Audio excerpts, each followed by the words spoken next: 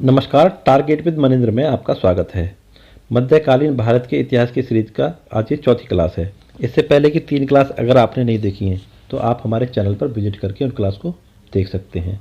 आज की क्लास शुरू करने से पहले मेरा आप सभी से निवेदन है कि आप हमारे चैनल को सब्सक्राइब कर लें तथा वीडियो को लाइक कर दें। आज की क्लास में हम मोहम्मद गौरी के बारे में पढ़ेंगे। मोहम्मद गौरी के बारे में पढ़ने से पहले एक प्रश्न जो मुझे पिछली क्लास में रखना चाहिए था उसमें नहीं रख के मैंने इस क्लास में रखा है, क्योंकि यह सिक्के से संबंधित प्रश्न है। अब एक सिक्का महमूद गजनवी ने जारी किया था और एक सिक्का मोहम्मद गौरी ने जारी किया था, तो दोनों में अंतर समझने के लिए हमने दोनों प्रश्नों को एक साथ रखा है। ठीक है, पहले जानते हैं जो सिक्का महमूद गजनवी ने जारी किया था उसके बारे में जानते हैं। तो प्रश्न उसका इस तरह से आएगा, किसने संस्कृत मुद्रा लेख के साथ चांदी के सिक्के जारी किए? इसका उत्तर होगा महमूद गजनवी। अब इसके सिक्के में था क्या उसको देख लेते हैं। उसका चांदी का सिक्का था जिसमें एक तरफ संस्कृत भाषा में लिखा हुआ था और एक तरफ अरबी भाषा में, और उसका वजन 3 ग्राम था। ठीक है, अब महमूद गजनवी ने यहाँ पर शासन तो नहीं किया था, लेकिन फिर उसने सिक्का क्यों जारी किया? उसने ये दिखाने के लिए कि इस क्षेत्र पर मेरा प्रभुत्व है, क्योंकि महमूद गजनवी युद्ध जीतने के बाद, राजाओं को हराने के बाद उन्हें अपना अधीन कर लेता था और उनसे कर वसूलता था। सभी राजा उसके अधीन रहते थे। तो जनता में यह संदेश देने के लिए उसने सिक्का जारी किया। अब बात आती है कि उसने संस्कृत भाषा ही क्यों चुनी? संस्कृत भाषा भारतीय भाषा है तथा यहाँ के लोगों को समझ में आती थी। अगर वो अरबी भाषा में ही दोनों तरफ लिख देता, दोनों साइड में उसके में अरबी भाषा ही होती, तो भारत के लोगों को समझ में नहीं आता कि इस पर लिखा क्या है। ठीक है, इसलिए उसने एक तरफ संस्कृत भाषा और एक तरफ अरबी भाषा का प्रयोग किया। ये तो हुई महमूद गजनवी वाले सिक्के की बात। अब बात करते हैं मोहम्मद गौरी के सिक्के की बात। मोहम्मद गौरी का जो सिक्का था उस पर माता लक्ष्मी की तस्वीर छपी हुई थी। ये देखिए, इस तरह का सिक्का था। इसे जारी करने का क्या उद्देश्य है उसका? मोहम्मद गौरी ने कई सारे युद्ध लड़े, उसके बाद उसने एक विशाल साम्राज्य जीत लिया और वहाँ पर शासन करना चाहता था। शासन करने के लिए उसे जनता के साथ सामंजस्य बिठाना पड़ता। सामंजस्य बिठाने के लिए जनता का विश्वास जीतना। तो उसने यह दिखाने के लिए कि मैं सभी के धर्मों का सम्मान करता हूँ, उसने माता की लक्ष्मी की तस्वीर वाला सिक्का जारी किया था। तो ये थी मोहम्मद गौरी के सिक्के की बात। अब आप समझ गए होंगे कि महमूद गजनवी ने अपना प्रभुत्व दिखाने के लिए तथा मोहम्मद गौरी ने जनता का विश्वास जीतने के लिए ये सिक्के जारी किए थे। अब चलते हैं अपनी क्लास पर, जो हमें आज पढ़ना है मोहम्मद गौरी। तो सबसे पहले मोहम्मद गौरी के वंश के बारे में जान लेते हैं। देखो, इन सब के जितने भी शासक हैं वंश इनके पूछे जाते हैं। अब बहुत सारे शासक ऐसे हुए हैं जिनके वंश एक जैसे हैं। जैसे अभी आपने पिछली क्लास में पढ़ा था, गजनी वंश का जो गजनी महमूद गजनी था उसका वंश था यामनी। मोहम्मद गौरी का वंश है संसवनी। ऐसे ही आप बहमनी पढ़ोगे, ऐसे ही आप हकमनी पढ़ोगे, तो लगभग लगभग एक जैसे हैं। तो इनमें क्या मिक्स होने की संभावना या भूलने की संभावना ज़्यादा रहती है। तो एक छोटी सी हम हिंट बना लेते हैं, जिससे यह है कि हम अगर एग्ज़ाम में हमको ऑप्शन दिखेगा तो हम उसको ऑप्शन से हमें याद आ जाएगा। ठीक है, अगर बिना हिंट के ही अगर हमें याद हो रहा है तो हम हिंट को इग्नोर कर देंगे। चलो देख लेते हैं। तो इस संस्वनी को हम 3 भागों में तोड़ लेंगे, सन, सी, बा को छोड़ो और नी। सन का अर्थ है सूर्य, सी से देखना और नी को लगाइए आप नहीं, और यहाँ से ले लीजिए गौरी से गौर। तो अब संस्वनी को हमें गौरी से जोड़ना है। कैसे? सन सूर्य, सी नहीं, सी में देखना और नी में नहीं, गौर में ध्यान से। सूर्य को ध्यान से नहीं देखना वरना आंखों में दर्द हो सकता है। ठीक है, अगर बिना ट्रिक के याद हो रहा है तो आप ट्रिक को इग्नोर कर दें। चलो आगे बढ़ते हैं। आगे है, गौर साम्राज्य की स्थापना गयासुद्दीन मोहम्मद बिन साम ने की थी। ये कौन था? गौरी का भाई था। कब की थी? 1163 ईस्वी में की थी। गौर है कहाँ पर? यह गजनी जो साम्राज्य था, महमूद गजनवी का जो साम्राज्य था, उसी के हिस्से में छोटा सा राज्य था। अब जैसे ही महमूद गजनी का अंत हुआ उसके बाद उसका साम्राज्य बिखरने लगा। उसी में से एक साम्राज्य उभर के आया था, गौर साम्राज्य। ठीक है, किसने उसकी स्थापना की थी? गयासुद्दीन मोहम्मद बिन साम ने। कब की थी? 1163 ईस्वी में। ठीक है, अब जानते हैं गौरी के बारे में। गौरी का पूरा नाम है शहाबुद्दीन मोहम्मद गौरी। आप इसको एज इट इज याद कर लीजिए। उसके भाई का नाम भी एज इट इज याद कर लीजिए। ठीक है, अब देखते हैं उसका उपनाम। उसका उपनाम था मुइजुद्दीन। ये थोड़ा सा ऊट पटांग है, इसमें हम थोड़ा हिंट देख लेते हैं। मुइजुद्दीन को आप ऐसा करिए, मुई से अर्थ लगाइए सुई, मुई का रिलेट करिए सुई, थोड़ा साउंड मैच कर रहा है ना, मुई सुई, ठीक है। और दीन, दीन को आप रिलेट किए दिन से, और हम गौरी को रिलेट करते हैं गौर से, इतना गौर ले लेते हैं इसमें। तो सुई, दिन और गौर। सुई का जो उपयोग है वो दिन में करें और गौर से करें, ऐसा ना हो कि हाथ में चुभ जाए। इस तरह से आप रिलेट करके इसको याद कर सकते हैं। थोड़े से मिलते जुलते नाम है तो इसको हम भूल जाते हैं, मिक्स होने की संभावना ज़्यादा रहती है, तो इसलिए आप इस तरह की हिंट का प्रयोग कर सकते हो। बिना हिंट के अगर याद हो रहा है तो उससे तो अच्छी कोई बात है ही नहीं, ठीक है, फिर आप हिंट को इग्नोर कर दें। चलिए आगे बढ़ते हैं। अब 1173 ईस्वी में गौरी गौर का शासक बना। 1163 में इस साम्राज्य की स्थापना हुई थी। 10 साल उसके भाई ने शासन किया, ठीक है। 10 साल बाद 1173 में गौरी उसका शासक बना था। लेकिन शासक बनते ही इसके दिमाग में साम्राज्य विस्तार का भूत सवार था, ठीक है। उसी के क्रम में उसने शासक बनने के सही 2 साल बाद 1175 ईस्वी में मुल्तान पर आक्रमण कर दिया। मुल्तान में जो शासक था उसका वंश था करमाथी वंश, ठीक है। नाम उसका याद करने की कोई ज़रूरत नहीं है, इतना इंपॉर्टेंट नहीं है, आता नहीं है, ठीक है। अब मुल्तान से वो आगे बढ़ता है गुजरात की तरफ, चलो उसको देखते हैं। 1178 ईस्वी में पाटन, उस समय का पाटन नाम था, आज का वो गुजरात है, ठीक है। उसकी जो राजधानी थी अनिलवाड़ा थी। उसका शासक भीमद्वितीय। जो भीमद्वितीय उनका जो वंश था वो चालुक्य या सोलंकी वंश है, ये पूछे जाते हैं, इसको आप याद कर लेना, चालुक्य या सोलंकी वंश। ये क्योंकि भारतीय नाम है, सोलंकी अक्सर हम सुनते रहते हैं, तो इसमें आपको ज़्यादा दिक्कत नहीं होनी चाहिए, याद कर लेना। उन्हें क्या मूलराज द्वितीय भी कहा जाता था। इन्होंने गौरी को हरा दिया था। अब देखो, अनिलवाड़ा, पाटन, गुजरात और ये चालुक्य वंश, सोलंकी, इसके बारे में हम पहले भी पढ़ चुके हैं। अब मैं आपको याद दिलाता हूँ। 1025 ईस्वी में महमूद गजनबी जब सोमनाथ मंदिर को लूटने आया था, तो पाटन के शासक जिनकी राजधानी अनिलवाड़ा थी और उनका वंश चालुक्य था, ये वाला वंश था, ठीक है। उन्होंने सोमनाथ मंदिर की मदद करनी चाहिए थी और इसी क्रम में उनका युद्ध महमूद गजनबी से हुआ था, लेकिन उनसे वो हार गए थे, गजनबी से हार गए थे और सोमनाथ मंदिर को नहीं बचा पाए थे। लेकिन इस बार रिजल्ट उल्टा रहा। भीम द्वितीय और मोहम्मद गौरी का युद्ध हुआ, जिसमें मोहम्मद गौरी बुरी तरह हारा, ठीक है। चलो इसको हम एक बार मैप से समझ लेंगे तो और अच्छी तरह से समझ में आ जाएगा, ठीक है। अब आगे देखते हैं। मोहम्मद गौरी पहली बार गौमल दर्रे से आया था। दर्रे के बारे में मैंने आपको पहली क्लास में ही बताया था, उस समय जिक्र आया था खैबर दर्रा का।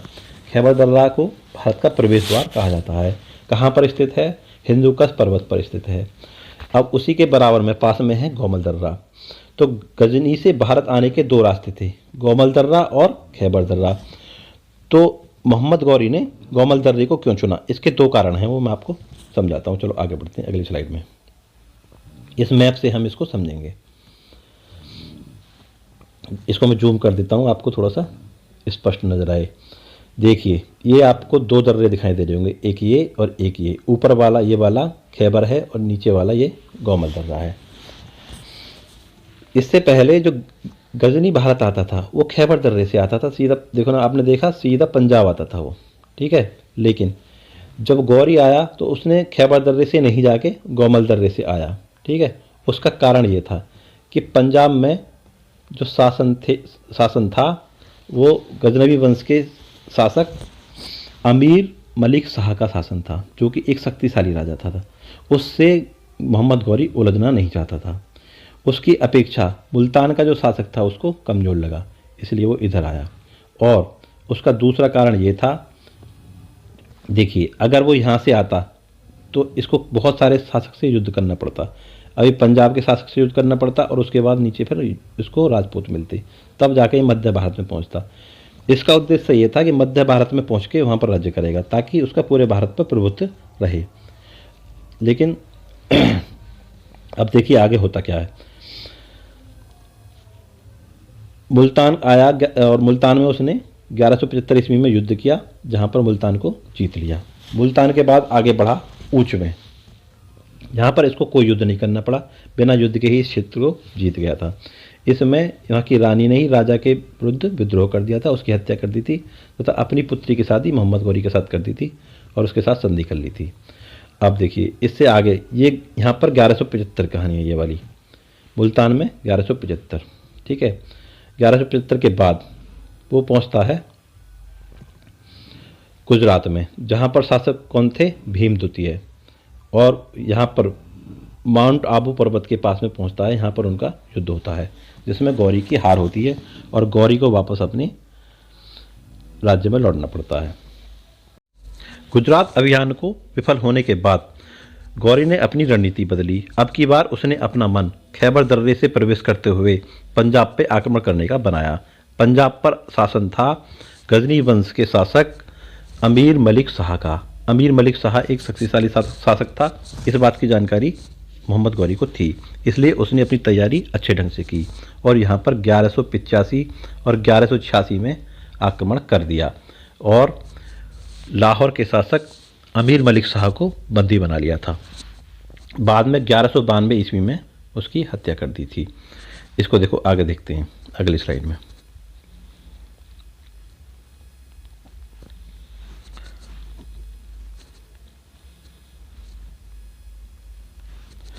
ग्यारह सौ 85 और 86 में सियालकोट और लाहौर को जीतकर गजनी वंश के अंतिम शासक खुसरो मलिक शाह को बंदी बना लिया तथा 1192 में उसकी हत्या कर दी। इस तरह से गजनी साम्राज्य का अंत हो गया।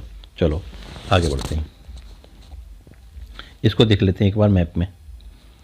मैप को मैं थोड़ा सा बड़ा कर देता हूँ जो आपको स्पष्ट दिखे बिल्कुल। ये देखिए, अब की बार मोहम्मद गौरी खैबर दर्रे से होते हुए सियालकोट को जीतते हुए लाहौर में पहुँच गया। कब पहुँचा था? 1185 और 86 में। किसको हराया था? गजनी वंश के शासक अमीर मलिक शाह को हराया था। अब उसका इरादा भारत में अंदर प्रवेश करने का था। अब वो लाहौर से सीधा जाएगा भटिंडा। भटिंडा किसके क्षेत्र में आता था? भटिंडा आता था पृथ्वीराज चौहान के क्षेत्र में। पृथ्वीराज चौहान कहाँ के शासक थे? वो दिल्ली और अजमेर में उनका शासक था। अब जैसे ही लाहौर से आगे वो भटिंडा पहुँचा तो यहाँ से पृथ्वीराज चौहान अपनी सेना लेकर बढ़ दिए और यहाँ पर एक स्थान है तराइन। तराइन कहाँ पर है? थानेश्वर से 14 मील दूर है, हरियाणा क्षेत्र में पड़ता है। यहाँ पर युद्ध होगा, तराइन का युद्ध। ये देखेंगे हम अगली स्लाइड में। चलो बढ़ते हैं आगे। ये देखिए तराइन का प्रथम युद्ध, ये बहुत ज़्यादा इंपॉर्टेंट है। तराइन के प्रथम युद्ध और तराइन के द्वितीय युद्ध से अक्सर प्रश्न पूछे जाते हैं, तो इनको हमें याद रखना है। तो पहला देखते हैं तराइन का प्रथम युद्ध। तराइन का प्रथम युद्ध कब हुआ था? 1191 ईस्वी में हुआ था। किसके बीच हुआ था? पृथ्वीराज चौहान और मोहम्मद गौरी के बीच में हुआ था। इसमें पृथ्वीराज चौहान की जीत हुई थी और मोहम्मद गौरी को वापस लौटना पड़ा था। लेकिन वो अगले ही वर्ष 1192 में फिर वापस आया। इस बार उसकी मदद कन्नौज के शासक, जो उस समय का कान्यकुब्ज था, वहाँ के शासक थे गेहड़वाल वंश के शासक जयचंद। इनका वंश याद रखना है, गेहड़वाल वंश के शासक था ये। ठीक है, कहाँ पर शासन था? कन्नौज में था। इसने मोहम्मद गौरी की मदद की, जिसके कारण पृथ्वीराज चौहान की हार हुई। ठीक, ये था तराइन का द्वितीय युद्ध। तराइन का प्रथम युद्ध और तराइन का द्वितीय युद्ध 1191 ईस्वी और 1192 ईस्वी, ये हमें याद रख लेने हैं। ठीक है, इसको देख लेते हैं हम मैप में। चलिए मैप को मैं थोड़ा सा बड़ा कर लेता हूँ। लाहौर में वो पहले आ चुका था। लाहौर से फिर वो भटिंडा की तरफ बढ़ा और इधर से पृथ्वीराज चौहान की सेना भटिंडा की तरफ बढ़ी। तो बीच रास्ते में एक जगह पड़ती है तराइन का मैदान। तराइन का मैदान कहाँ है? हरियाणा में। ठीक है, वहाँ पर युद्ध हुआ था, तराइन का प्रथम युद्ध, जिसमें गौरी की हार हुई और गौरी को वापस लौटना पड़ा था अपने देश गौर में। उसके बाद एक साल बाद 1192 में वो फिर से तैयारी करके आया। अब की बार उसकी मदद किसने कर दी थी? कन्नौज के शासक, जो गेहड़वाल वंश के थे, जयचंद ने। ठीक है, जिसमें पृथ्वीराज चौहान की हार हुई थी। तो ये था तराइन का प्रथम युद्ध और तराइन का द्वितीय युद्ध। ये दोनों युद्ध बहुत ज़्यादा इंपॉर्टेंट है। ठीक है, अब इसके बाद गौरी पहुंच गया दिल्ली पर, लेकिन उसका विचार था साम्राज्य और विस्तार करना चाहता था वो। तो इसी क्रम में वो आगे बढ़ा। अब वो जयचंद के राज्य को छीन लेगा। उसको देखते हैं हम अगली स्लाइड में। ये देखिए, चंदावार का युद्ध। चंदावार का युद्ध कब हुआ था? 1194 में हुआ था। किस किस के बीच हुआ था? कन्नौज के शासक जयचंद, वंश क्या था उनका? गेहड़वाल वंश। इसको एक अच्छी तरह से ध्यान रख लेना, उनका वंश पूछ लिया जाता है, ठीक है। इसमें जीत किसकी हुई थी? गौरी की जीत हुई थी, ठीक है। इसको हम देख लेते हैं मैप में। ये देखिए, दिल्ली से आगे बढ़ा। चंदवार कहाँ पे पड़ता है? ये इटावा, जो उत्तर प्रदेश का इटावा डिस्ट्रिक्ट है ना, उस क्षेत्र में पड़ता है चंदवार। और जयचंद कहाँ के राजा थे? वो थे कन्नौज के। तो दोनों की सेना बीच में चंदवार के मैदान में आपस में उनमें भिड़ंत हुई और वहाँ पर जयचंद की हार हुई थी। इस तरह से गजनी के पास एक विशाल साम्राज्य अब इस समय था, ठीक है। अब आगे बढ़ते हैं।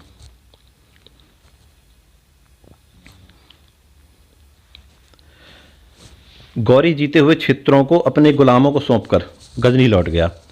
उसने कुतुबुद्दीन ऐबक को दिल्ली का प्रभारी बनाया। अब हुआ यूं, क्योंकि गौरी काफ़ी दिन से बाहर था, इसलिए उसके क्षेत्र गौर में विद्रोह शुरू हो गया। उस विद्रोह को दबाने के लिए वो वापस अपने क्षेत्र चला गया था, गौर में अपने यहाँ पर साम्राज्य में लौट गया था, ठीक है। और वहाँ जाकर उसने विद्रोह को दबा दिया था, ठीक है। अब यहाँ पर किसने उसको शासन किसको सौंपा? कुतुबुद्दीन ऐबक और बख्तियार खिलजी, उसके दो पहले गुलाम थे, उनको बाद में उसने सेनापति नियुक्त कर लिया था। कुतुबुद्दीन ऐबक ने बहुत अच्छा पराक्रम दिखाया था तराइन के द्वितीय युद्ध में। उससे प्रसन्न होकर उसने दिल्ली का उसको प्रभारी बना दिया था, ठीक है। अब देखते हैं उसका दूसरा जो सेनापति था, बख्तियार खिलजी। गौरी को का एक अन्य गुलाम और सेनापति बख्तियार खिलजी लगातार उत्तर पूर्वी भारत में आक्रमण कर रहा था, ठीक है। अब देखो, वो आगे बढ़ा, उत्तर प्रदेश से आगे बढ़ता बिहार पहुंचा, बिहार से आगे बढ़ के बंगाल को उसने जीता, और बंगाल से आगे बढ़ के उसने असम को जीता, ठीक है। अब बिहार में उसने नालंदा विश्वविद्यालय में तोड़फोड़ की और उस वहाँ पर जो पुस्तक थी उनमें आग लगा दी थी, ठीक है। बख्तियार खिलजी बहुत ही बकवास आदमी था। अब पुस्तकों में आग लगा दी, पुस्तक कोई जलाने की चीज़ होती है। उसने भारत के 1000 साल की तपस्या थी, लोगों ने जो शोध की थी उसको उसने समाप्त कर दिया था, ठीक है। प्रश्न पूछता है कि बख्तियार खिलजी किसका सेनापति था? तो इसमें खिलजी जो लगा हुआ है, इससे कन्फ्यूज हो जाते हैं और इसे खिलजी वंश का शासक समझ लेते हैं, लेकिन खिलजी वंश इसके बहुत बाद आएगा, ठीक है। ये हमें याद रखना है कि बख्तियार खिलजी मोहम्मद गौरी का शासक था, जिसने नालंदा विश्वविद्यालय में आग लगा दी थी, उसमें तोड़फोड़ की थी, ठीक है। ये प्रश्न अक्सर पूछा जाता है। अब आगे देखते हैं। 1205 ईस्वी में खोखर जनजाति के विद्रोह को दबाने के लिए अब गौरी लौट गया था अपने गौर में, ठीक है। अब यहाँ पर एक खोखर जनजाति है, कहाँ? अभी क्षेत्र जो है पाकिस्तान में, मैं आपको मैप में दिखाऊंगा, वहाँ पे विद्रोह शुरू हो गया। उसको दबाने के लिए 1205 में गौरी फिर से वापस आया और उसने वो विद्रोह दबा दिया था। लेकिन 1206 में जब वो वापस जा रहा था, खोखर जनजाति के ही लोग उसका इंतजार कर रहे थे, ठीक है, कि जब उधर से वापस आएगा तो हम उसको हत्या कर देंगे। तो वो नदी के किनारे अपना तंबू लगाकर सो रहा था। अब खोखर जनजाति के जो लोग थे बड़े साहसी थे, वो नदी पार करके गए और उसके तंबू में जाकर उसकी हत्या कर दी थी। अब इसको देखते हैं मैप में है कहाँ पे, कहाँ करी थी हत्या इसकी। ये देखिए, यहाँ पर लाहौर से वापस जा रहा था तो यहाँ पर उसकी हत्या कर दी थी। चलो आगे देखते हैं। आगे समाप्त हो गया। वीडियो अगर आपको अच्छा लगा हो तो लाइक कर दीजिए। अगले वीडियो में हम इसी के एमसीक्यूज, जितनी भी परीक्षा में एमसीक्यूज बनते हैं वो हम लेकर आएंगे, ठीक है। ज़्यादा से ज़्यादा बहुविकल्पीय प्रश्न में लाने की प्रयास करूंगा कि उससे बाहर कोई प्रश्न किसी परीक्षा में ना आए।